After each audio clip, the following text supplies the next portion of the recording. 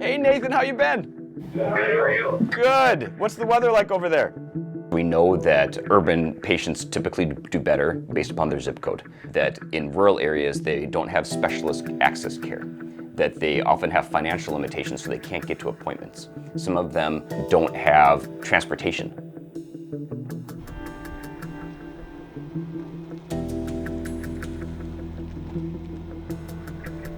David Newman is an endocrinologist in Fargo, North Dakota. He works at Sanford Health, a healthcare system that serves over 1 million people in North and South Dakota, Minnesota, and beyond. We don't want your care to be defined by your zip code, that we want everyone to have equal access to specialty care. 70% of my patients come from rural areas. When I say rural, I mean western Minnesota, western North Dakota, a lot of South Dakota patients. Winter can be very, very challenging. That there's lots of times where the roads aren't good enough and the patients just simply can't get to their appointments even if they have means. So how's the diabetes?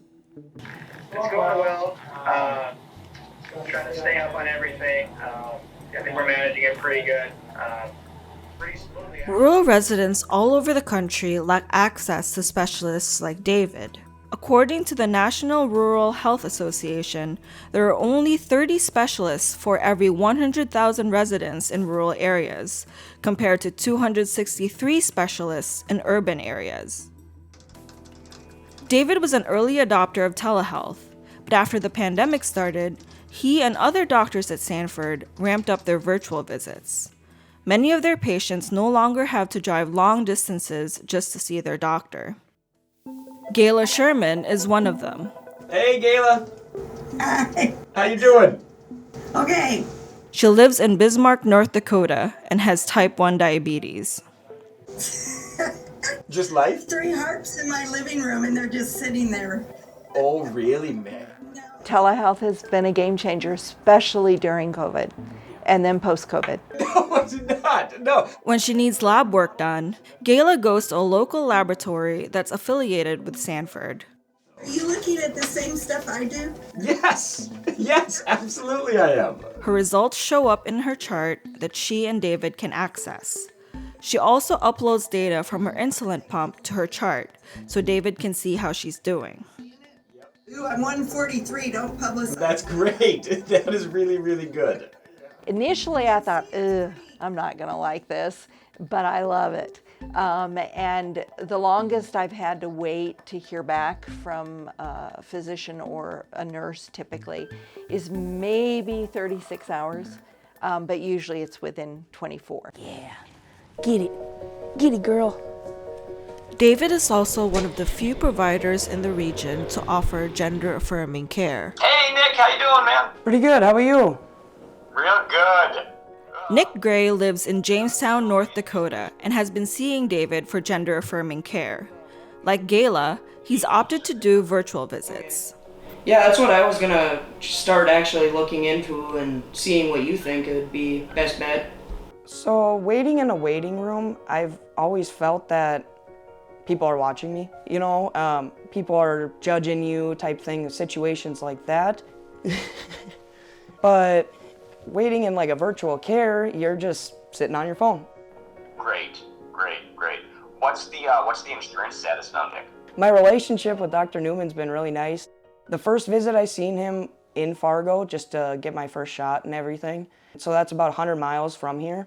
And we started doing video visits. That way I was able to stay in Jamestown and I can do my lab work here and everything here. It gets sent to him.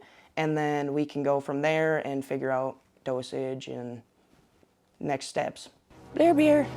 Hey, go ahead. According to a 2019 report by the Movement Advancement Project, people who need transgender-related care in rural areas travel farther than those in urban areas.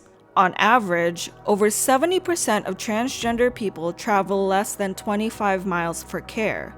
But in rural areas, only about 33% have providers close by. And like Nick, about 1 in 4 have to travel more than 75 miles to see providers in person. The biggest barrier to gender-affirming care is finding a provider that is supportive for these things. I have several patients that have canceled appointments just because they're afraid of being misgendered in the waiting room. that they are afraid of experiences that they've had with other providers. Virtual care eliminates that. You feel more masculine. Yes, I do. So they can be in a setting that's comfortable to them. They can be in their bedroom. They can be in their home. Yeah. I know they let me know about the epidural. Yeah. Because I don't want it to like sneak up on her, but she seems okay. So. Janna Neumann is another doctor at Sanford who expanded her telehealth practice, especially after the pandemic. She's an OB-GYN based in Bemidji, Minnesota.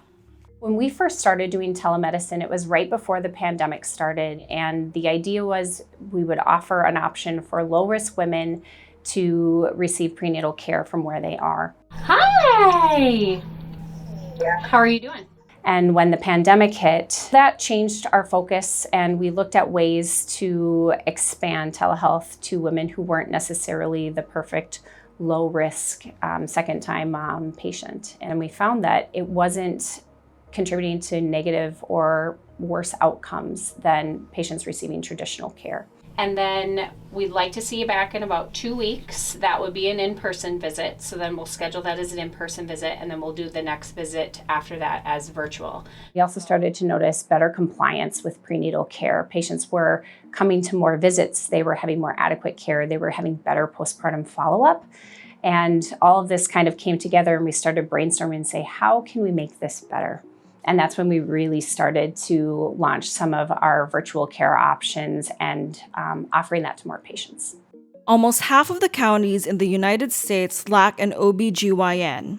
That's according to the American College of Obstetricians and Gynecologists. Many of these are rural counties in the Central and Mountain West states. I have patients that travel upwards of 2.5 hours one direction to come to see me for care, because there aren't other options regionally. Since I started 5 years ago, we've seen 4 regional hospitals shutter their labor and delivery units. So access to women's health services and prenatal and gynecologic care is really difficult in rural areas. Essentially, we're about an 1.5 to 2.5 hour radius all the way around us. We're what you've got. Are they friends? We're gonna hug. Oh, thank you. Katie Stasinski saw Janna for her last 2 pregnancies. She first started doing telehealth visits during the pandemic. Dr. Nice approached me and she said, you know what, you have a healthy pregnancy. You live an hour and 15 minutes away. It's the winter. Getting to appointments was a struggle sometimes.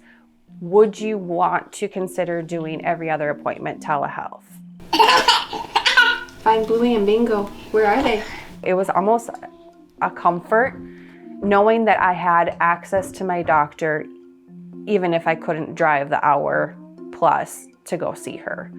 Patients are given a kit that allows them to monitor themselves before their appointments. Let's say I had an appointment at 10 o'clock in the morning, I would make sure to take my blood pressure and check baby's heartbeat so that I had that information for Dr. Ninus when we got on our call. More than 20% of women aged 18 or older live in rural areas, but only 6% of OB-GYNs practice in these places. Janna says that the lack of adequate care contributes to poorer health outcomes. They're also trying new ways to monitor higher-risk patients remotely. Oh, yes. There it is. We recently launched a system of doing remote non-stress tests where for high-risk pregnancies, we do extra monitoring of the mom and the baby at the end of pregnancy, a way to do that virtually. And using some of the lessons we've learned from programs such as Telestroke to communicate with an OB provider. We can see the monitoring remotely. She can upload her continuous glucose monitor so I can better manage her diabetes. We can manage her hypertension without having the patient to come all the way to Bemidji for care. That improves adequacy of care, that improves patient compliance, that improves engagement in her care, and that improves maternal and neonatal outcomes. It's got to be great to be a grandparent, but you can, have your fun with the kids. Too far away. Oh, right. While telehealth visits are now more widespread, barriers remain. Over half of rural Americans don't have access to high-speed internet, and some struggle with using technology. But the doctors at Sanford are finding ways around these problems. We have them go to a rural clinic, and we get the nursing staff and the support staff to get them set up with a computer there, and then they can still do a virtual visit, which is much closer to their home. I've had a little bit of nausea. I don't know if that's tied to it, but... So we know rural medicine's in a tough spot right now, that there aren't a lot of providers that are actively seeking positions in the rural United States. So I think now is the time for us to have more virtual care initiatives, that we need to start advertising this more and having more patients get plugged into it, making the system easier for them so they don't fall through the cracks.